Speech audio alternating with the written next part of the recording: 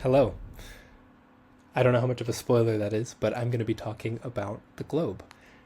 So, right now, I'm kind of living in a split world.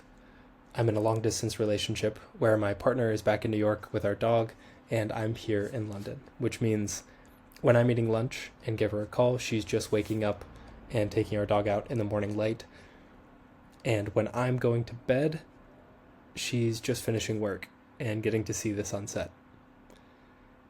Of course, I'm sure that this is a very common experience for people that have loved ones spread out around the world, but it does mean that you're thinking about the light in other places quite often.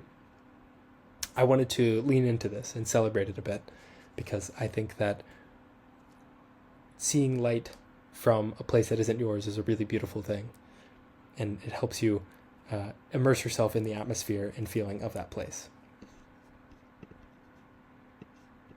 Oh.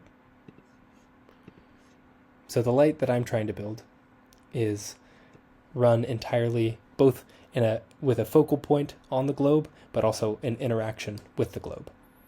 So the idea here is that you're able to move the globe into any position to highlight a specific point in the world, and then you get the light that reflects that space. As a brief example, which if you're looking closely, you'll recognize that this is not actually how the Earth rotation and light showing would work. As a very rough idea there.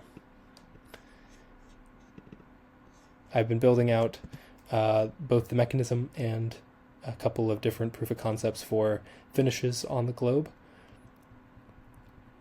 There's this nice metallic version, but I do think in the end I'm going to go with the bathymetric data gradient as shown in the image behind.